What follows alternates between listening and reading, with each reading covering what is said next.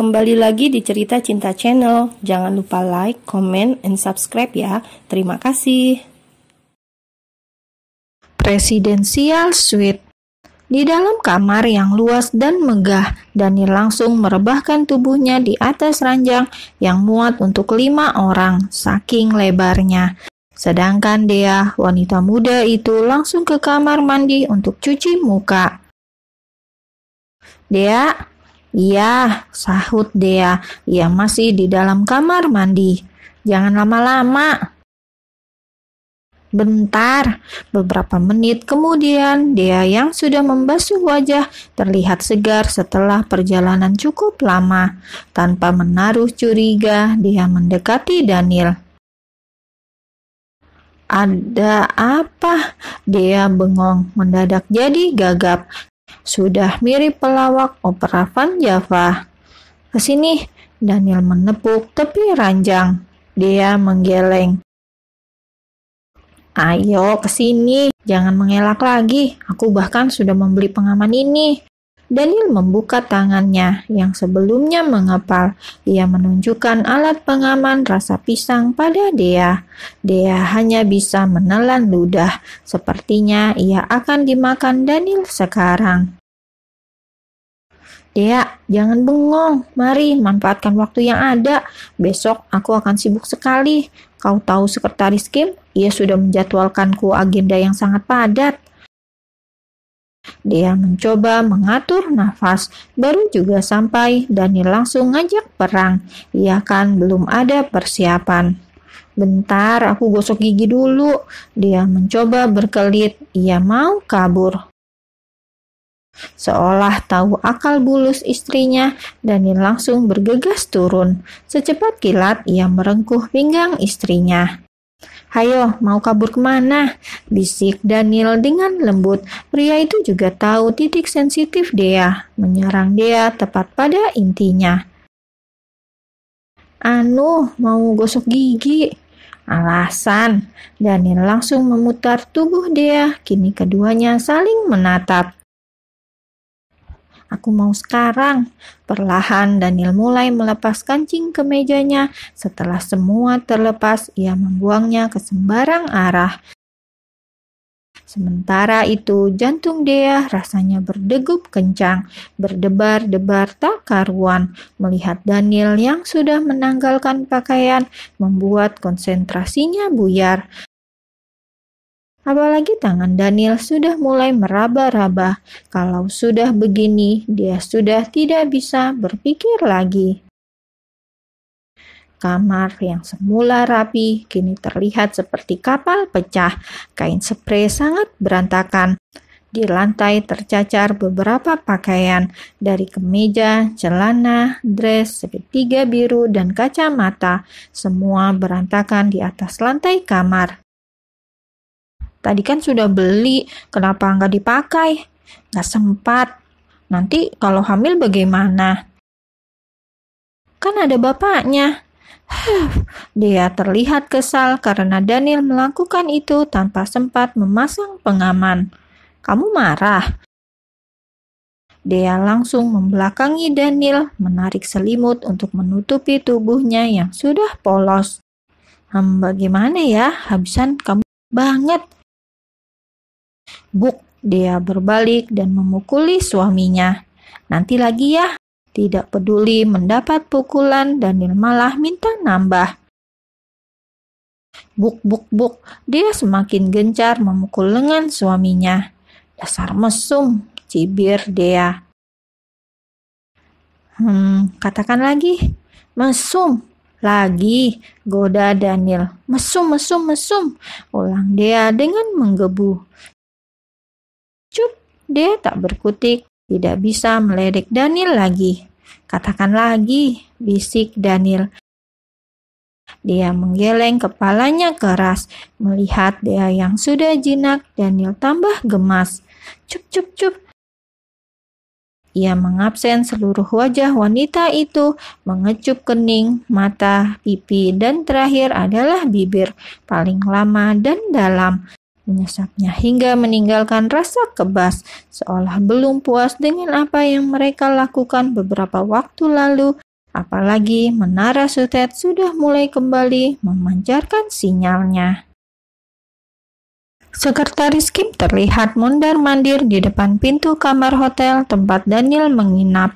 Mau mengetuk pintu tapi ragu, takut jika bosnya keluar asap. Pasalnya Daniel sudah memberikan peringatan untuk tidak mengusik pria itu sampai Daniel sendiri yang menghubungi. Akan tetapi, Sekretaris Kim merasa ini lebih dari cukup. Ia sudah tidak mengusik sejak kemarin, dan pagi ini saatnya mengurus masalah pekerjaan yang menjadi tujuan mereka datang ke sini. Dengan menghela nafas dalam-dalam, Kim mulai mengetuk pintu kamar itu. Tok tok tok, Tuan. Tidak ada sahutan. Kim mengulang ketukan lagi, kali ini sedikit lebih kencang. Tuan Daniel, ketika Sekretaris Kim berdiri sampai lumutan di depan pintu, di dalam kamar sana mata Daniel masih terpejam. Lelah karena semalam bergadang membuat ia bangun kesiangan. Tok tok tok, tidur Daniel mulai terusik mendengar Kim yang berisik mengetuk pintu berkali-kali. Mau kemana? Biarkan saja. Daniel menarik lengan Dea. Dilihatnya dengan mata yang masih samar. Dea mau turun membuka pintu kamarnya. Itu pasti Sekretaris Kim. Iya, biarkan saja. Daniel malah memeluk tubuh Dea yang mungil. Kasian, dia pasti menunggu. Dengan jahil, Daniel malah tersenyum. Aku sudah memperingatinya, biarkan dia karatan di luar sana. Daniel pun terkekeh. Pagi-pagi bibirnya sudah merekah, tersenyum sumringah. Batinnya pasti puas, karena dapat jatah banyak dari Dea. Sadis banget. Biar aja. Daniel tidak peduli, pokoknya ia hanya mau dekat-dekat dengan Dea. 1 jam kemudian, Daniel sudah rapi memakai kemeja putih dan jas warna navy.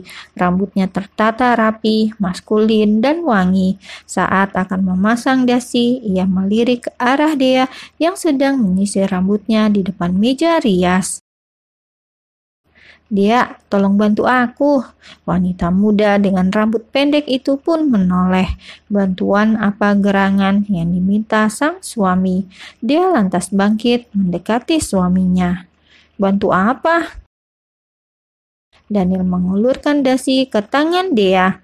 Dea langsung berwajah muram. Dulu saat masih tinggal sama ayahnya, ia sering sekali membetulkan dan memakaikan dasi untuk ayahnya. Sekarang hal ini membuat ia teringat dengan almarhum ayahnya. Hei, ada apa dengan wajahmu? Daniel tertegun. Mengapa Dea terlihat tidak bahagia? Ada apa? Katakan, sambung Daniel. Dea menggeleng. Hanya ingat ayah, aku sering membantu ayah memakai benda ini. Daniel langsung merengkuh tubuh istrinya. Ia menghela nafas panjang. Maafkan aku membuatmu sedih pagi-pagi begini. Aku janji akan membuatmu banyak tersenyum daripada menangis. Dea merapat mempererat pelukannya. Dret, dret, dret. Daniel mendengus kesal. Itu pasti Kim. Angkat saja. Dia selalu mengganggu saja. Sudah, angkat saja. Dia mundur, ia berjalan ke meja rias lagi, melanjutkan merapikan rambutnya yang belum disisir rapi, masih separuh basah. Sepertinya Daniel akan membuatnya keramas sampai hari-hari yang akan datang. Di sebuah gedung dengan bangunan yang menjulang tinggi, di dalam ruangan tertutup, Daniel masih bisa menahan emosinya ketika rekan bisnisnya terbukti melakukan pelanggaran kontrak kerja. Sedangkan Sekretaris Kim, pria yang sama berpakaian rapi itu pun menatap heran. Tumben sekali atasannya itu sangat tenang, padahal perusahaan sudah dirugikan dengan angka yang cukup besar.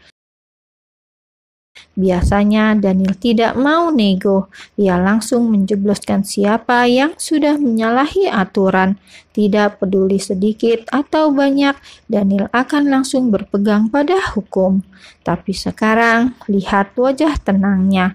Kim sampai merinding. Mengapa sikap Daniel berubah drastis? Apa pria itu akan mati? Karena biasanya orang yang sikapnya mendadak aneh kan mau mati, pikir Kim. Selesai pertemuan pertama, kini mereka menuju tempat yang lain, sebuah kawasan industri yang berada di tepi kota. Ini lokasinya, Kim? Tanya Daniel ketika mereka berdua turun dari mobil. Benar, Tuan. Wajah Daniel terlihat datar tanpa ekspresi. Kim, ya Tuan. Sampai di sini kau bisa urus sisanya kan? Kim menelan ludah. Kita masih ada satu pertemuan lagi, Tuan. Ya ampun, Kim. Daniel terlihat begitu kecewa. Sudah jam 3 sore, urusan masih saja belum kelar. Padahal ia ingin banget kembali ke hotel. Ah, Dea, bayangan wajah istrinya itu sudah menari-nari di pelupuk mata. Pukul 7 malam, Daniel dengan masam keluar dari mobil. Ia menatap sebal pada Kim, padahal Kim hanya menjalankan tugasnya. Kim, jangan hubungi aku, jangan ketuk pintu kamarku. Kamu boleh datang kalau aku suruh, ujar Daniel saat mereka sampai di lobi hotel. Baik Tuan, jawab sekretaris Kim dengan senyum di bibir tapi merutuk di dalam hati. Sepertinya ia juga butuh istri. Presidential Suite, kamar yang akan jadi saksi bisu dalam rangka pelestarian populasi manusia. Dea, panggil Daniel saat membuka pintu. Dilihatnya, Dea sudah ngorok. Suara dengkuran halus Dea membuat bibir Daniel seketika mengembang. Pria itu pun melepas sepatu dan jas yang semula ia pakai. Mandi, sejenak kemudian ganti pakaian. Sudah tampan, sudah wangi, pokoknya sudah oke punya. Saatnya mengerjai Dea. Dea, bisiknya tepat di telinga Dea. Merasa geli karena Daniel mengusik tidurnya, Dea pun akhirnya terbangun. Sudah pulang, Dea menggosok matanya. Ngapain aja seharian ini? Ngapain? Cuma nonton YouTube. Hanya itu, gak bosan? Dea mengangguk sangat bosan. Maaf ya, besok aku ajakin kamu jalan-jalan. Bibir Dea langsung tersenyum manis membuat Daniel jadi diabetes. Ngantuk banget ya? Tanya Daniel yang melihat mata Dea tinggal 5 watt. Dea kembali mengangguk. Aku buatin kopi ya? Dia langsung mendelik. Bola matanya mau copot. Orang ngantuk dan kondisi sudah malam kok malah ditawarin kopi. Harusnya tinggal tidur aja. Enggak, mau tidur. Jangan tidur dulu, aku buatin kopi ya. Daniel langsung berbalik, bersiap membuat kopi untuk membuat Dea terjaga semalaman. Ya, dia akan membuat Dea bergadang bersamanya. Mau ngapain?